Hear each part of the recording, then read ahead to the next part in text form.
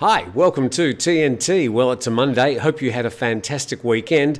We've got another busy week of checking out all Thailand's news and of course, as we usually do, some regional news, and we've got some of those today.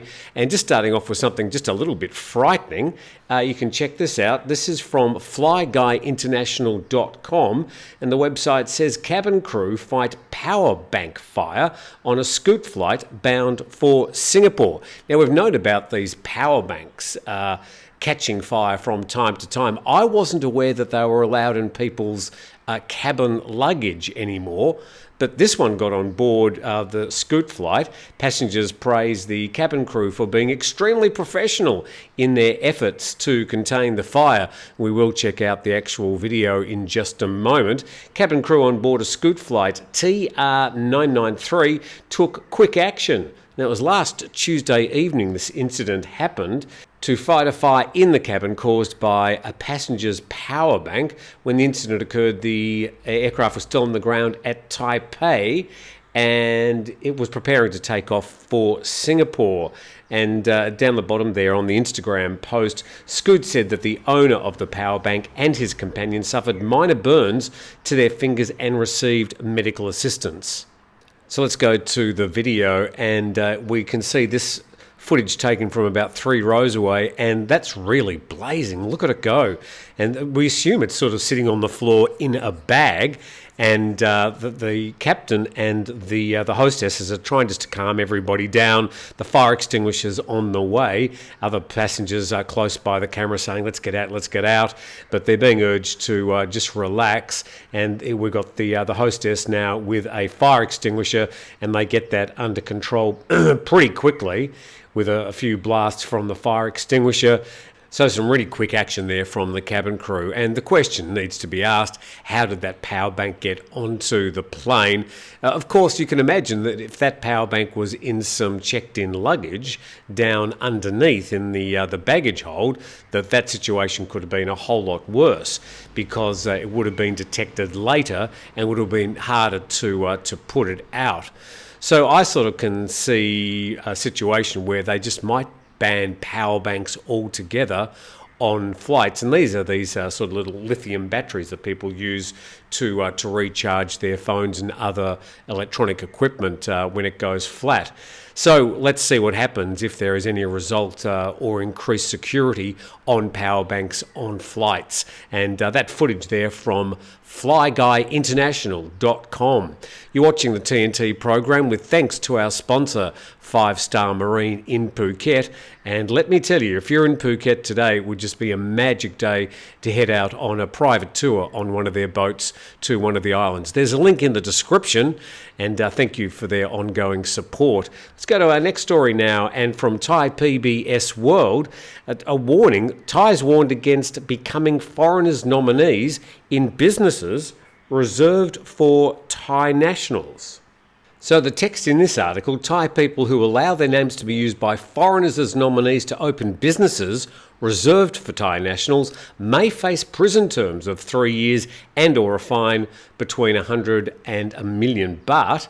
And that's from the Director General of the Business Development Department. He said that foreigners are not allowed to open businesses selling food or drinks.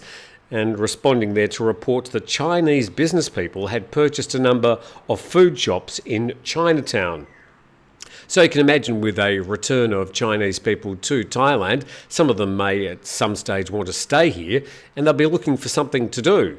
But it's been made quite clear there that they at least can't open a food shop in Chinatown or anywhere else under a Thai nominee business. And he explained that foreigners who want to open a food shop must get permission from the Business Development Department, adding that Thai people who co-invest with foreign partners in such businesses must show their bank accounts to prove they have the financial resources to invest and are not just acting as a nominee.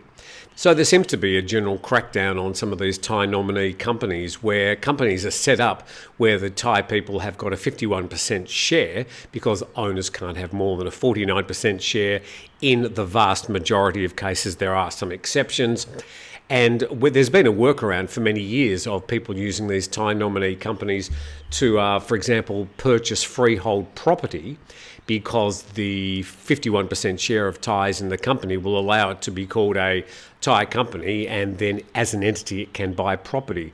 But it seems there could be just a general crackdown on the way on some of these Thai nominee companies, where the Thai nominees are in some cases not even known to the foreigners transacting the actual purchases. So make sure you get a professional, make sure you get some excellent advice, get a Thai lawyer who's done this before you go throwing some money into Thai investments, businesses or property using a Thai nominee company.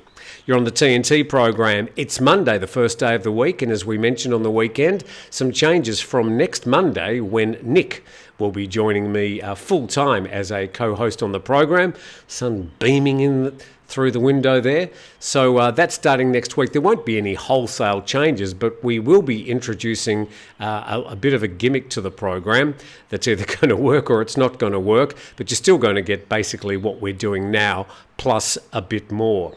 Let's go to our next story now. And from Thai PBS World, China's 2022 growth seen as its lowest in 40 years. Now, there's some numbers coming out tomorrow, and I think all eyes on the Chinese economy, because it will be affecting a lot of the regional economies, the prospect for growth or recession around the world this year, and also, of course, the prospect of more Chinese tourists returning to Thailand. So we've got a couple of different reports here. Let's check them out. This one says that China's economic growth for 2022 is expected to have been among its weakest in 4 decades, after the twin crises of the pandemic and property woes. And 10 experts interviewed by AFP, that's Agence France Presse, which is sort of the French BBC or like the German Deutsche Welle, they forecast an average of 2.7% year-on-year rise, obviously a long way down from the growths of around 8% in the past. Third paragraph there, it could be China's slowest pace since a 1.6% contraction in 1976, the year that Mao Zedong died, and excluding 2020 after the COVID-19 virus emerged in Wuhan. So that's some predictions there. Wow, that is really bright, isn't it? Sorry about that, as the sun streams through the window. China's battling a surge in COVID cases that's overwhelmed its hospitals and medical staff. That's likely to reflect its 2022 fourth quarter growth, which will also be announced on Tuesday, that's tomorrow, alongside a number of other indicators such as retail, industrial production and employment. Now, it's a slightly different story in the Bangkok Post, which is also doing some predictions into tomorrow's figures. That story is saying that 1/3 of the world's economy may slide into recession this year, but the outlook for China remains more murky. It says the gloomy economic forecast was made by the IMF based on concerns over an economic slowdown in the US, the EU and China, but some analysts believe 2023 will be a year of economic recovery for the world's second largest economy. A melange of factors. Nice to see them getting out their thesaurus and using some nice colourful language, including a surge in COVID-19 infections in China and Beijing's monetary policy, and decisions to reopen the country for cross-border travel have analysts predicting Thailand will both gain benefits and face new challenges this year. So a senior vice president at the Siam Commercial Bank says it's very unlikely the Chinese economy would enter into a recession. He predicts the Chinese economy already bottomed out in the second half of 2022 because of the COVID-0 policy. And he's saying the reopening rules will likely result in an economic rebound, especially in the first half of 2023. Of course, I'd be interested in your analysis of what's going to happen with the Chinese economy in the first half of this year, because it is going to have an effect on a lot of other economies and the supply chain. In 2023, we believe China reopening for domestic and international travel is the most important easing measure that will likely benefit the Thai economy. And whilst we're on China, just very, very quickly, a bit of regional news. Blast occurs at China chemical plant. Casualties unknown. This reported in the Straits Times. And it says an explosion occurred at a chemical plant in northeastern China yesterday. The blast occurred at a plant of a privately owned Panjin Hoi Chemical at about 1:30 yesterday in the Liaoning province. That's basically between Beijing and the border of North Korea in far northern China. The local government started rescue work without saying whether there were any casualties or economic damage. There's a post there showing this plant well ablaze, and certainly that's going to be causing a huge amount of damage, and that's quite a big fuel storage facility, and that was posted by Upward News. So there you go. That happened yesterday in northern China. Also in the Straits Times, at least 68 people in Nepal's worst air crash in 3 decades. At least 68 people were killed yesterday when a domestic flight of Yeti Airlines crashed in Pokhara in Nepal, the worst air crash in 3 decades. Hundreds of rescue workers scoured the hillside where the flight carrying 72 people from the capital Kathmandu went down. Officials late in the evening called off the search. The weather has been clear and there was no immediate indication of what caused the crash. Here's some video posted on Clips. And this is from YouTube, showing that the firefighters are in a reasonably inaccessible area there, just trying to quell the flames of the plane that went down. So 72 people lost, and I understand that one Australian was amongst those people. And of course, there'll be some more reports out about that later. I've flown before from Kathmandu to Pokhara in Nepal. Pokhara is a beautiful part of the world, sort of a little valley, a bit like a sort of a Shangri-La, I suppose, although these days it's starting to get a bit overdeveloped, as you can imagine. But the flight, a magnificent flight, because you're flying along the border of the Himalayas and they're just out the window and you can sort of almost reach out and touch them, but obviously a fairly precarious part of the world to fly. So let's see what transpires with more information on that particular flight. Back to home and in Phuket, a catamaran lost in Phuket found adrift near Indonesia. We note that catamaran went missing from Nai Han Beach in the south of Phuket, about 10 days ago now. And this says the Phuket Marine Office, second paragraph, said on Saturday that the catamaran had been spotted by the captain of a fishing boat on the edge of Thai territorial waters. The catamaran named Marco Polo had been reported missing by the owner back on December the 30th. There you go.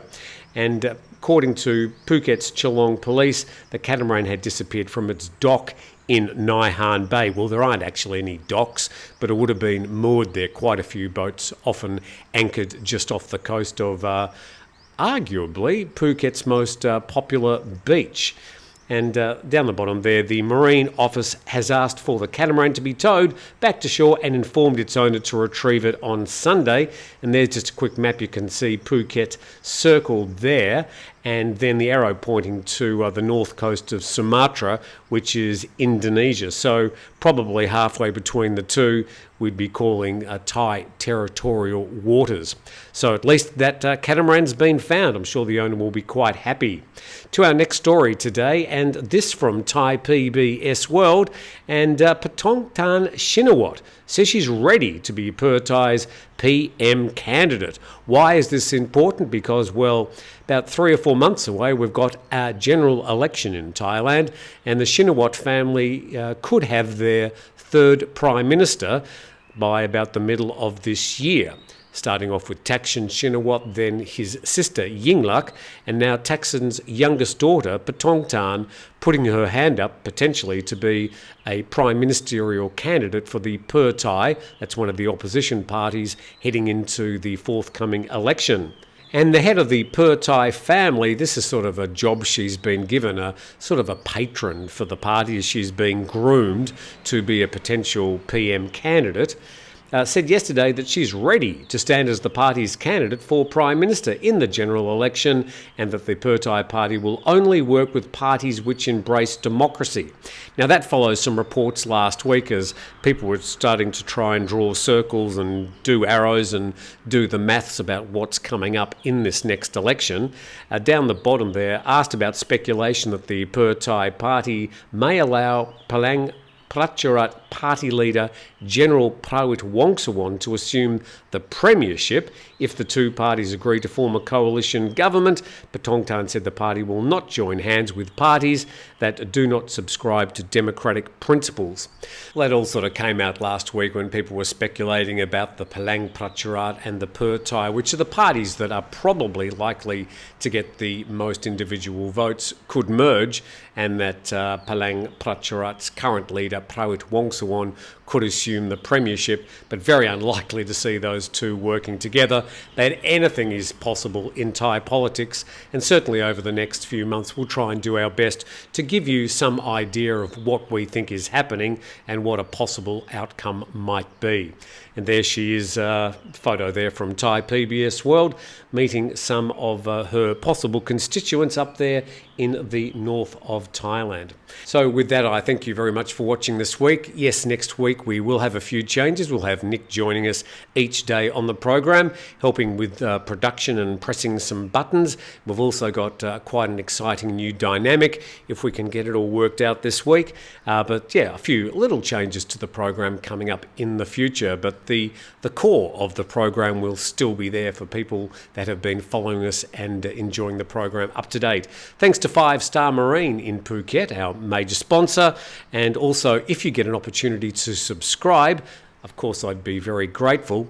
If you're on it, watching us on a TV, you can probably get onto a computer or a desktop or a mobile phone. Go to the YouTube channel of Tim Newton Today and you'll see a subscribe button.